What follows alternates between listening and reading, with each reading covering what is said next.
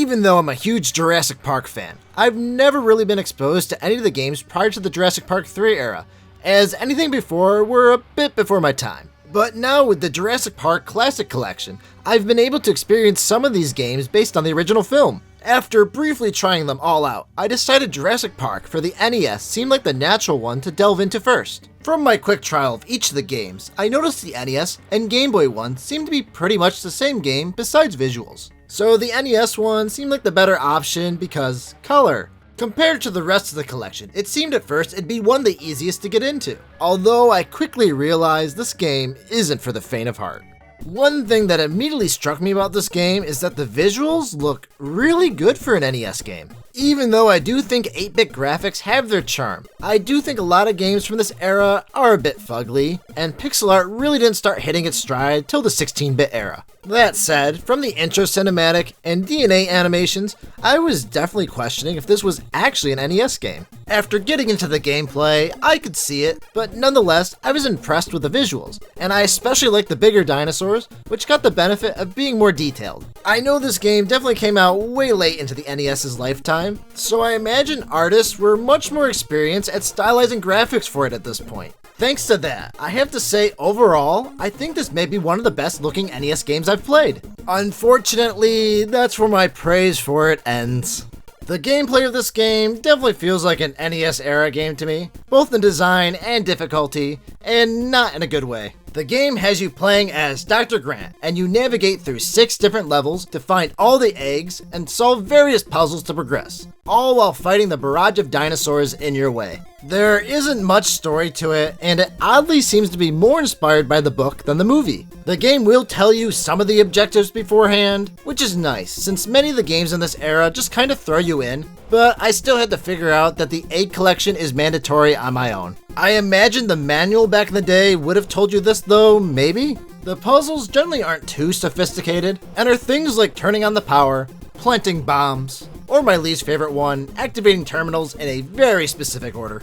The game also gives you a gun to fight the dinosaurs in the level, and there are different ammo types for that you find from either killing the dinos or in specific spots on the ground. My personal favorite was the red ammo type, which I think was supposed to be some sort of shotgun effect. The variety of dinosaurs in the levels is limited, as you're mostly fighting compies, raptors, and dilophosaurs, but sometimes other dinos are thrown in as obstacles. Most of the gameplay loop is just this, but occasionally it changes things up, like with a sequence where you drive a boat, or having an area where you need to jump over obstacles. Also, some levels, there are boss battle-like sequences at the end, where you have to either dodge a stampede of Triceratops, or fight the T-Rex. Although they end up repeating these for later levels without much difference other than making it more difficult. Even though the concept of the game is simple, it is absolutely ruthless with its challenge. Like many other NES games, the game is designed in a way to make you constantly fail and need to start over, and really throws everything at you. The dinosaurs often ambush you from spots you can't see. Clever girl. And the ones you kill will also respawn in that spot after you walked away, so they're always constantly a threat. It also trolls you with these mystery boxes that could be a health pack or even an extra life, but usually it's just a bomb that hurts you. You don't have much health or lives too, so you're often faced with a game over screen. The game is definitely designed for you to learn and memorize it all through trial and error, and it rarely ever gives you any help. The game also requires you to have fast reflexes for fighting the dinosaurs too, so overall it's very brutal and unforgiving. I normally wouldn't have the patience for this, but the inclusion of a rewind feature in the collection saved it for me. I'll be honest, I totally had to abuse this to get through the game. I know some frown upon people using features like these, but personally I think there's nothing wrong with it if you want or need to use them. It allowed me to learn from my deadly mistakes immediately, and not have to restart the level or game again to get back to that point. The ability to rewind actually made me feel like I was able to have fun and get through the game, because if I couldn't, it would have been way too frustrating an experience to push through, and I would have given up quickly.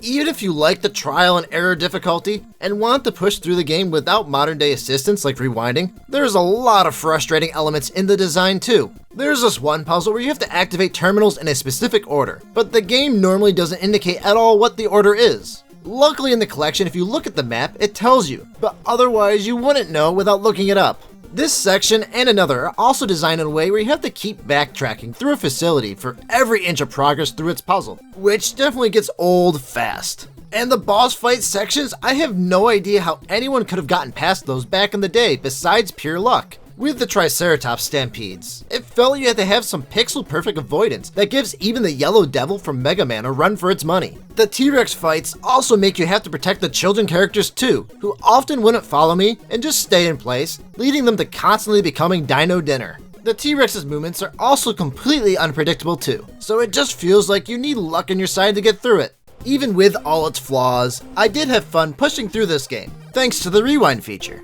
With this handicap, I was able to get through the game in 1 hour and 59 minutes. I imagine if you try and play without rewinding or save states, it might take you way longer though. Seeing as it's both a punishing and not well designed game, I wouldn't recommend it for most people. I know for myself, if it was significantly longer, or I couldn't rewind or use save states, I probably would have not seen this through all the way to the end. I'm not even sure if most people could even beat it without these features either. However, if you're a Jurassic Park fan wanting to test it out in the Classic Collection, I think you might find it sort of enjoyable like I did, if you use the rewind functionality. Or if you're feeling bold and looking for a tough retro challenge, this might be a worthy opponent for you. But otherwise, this game is definitely an extinct relic of the past, and there's way more enjoyable action games or Jurassic Park experiences out there.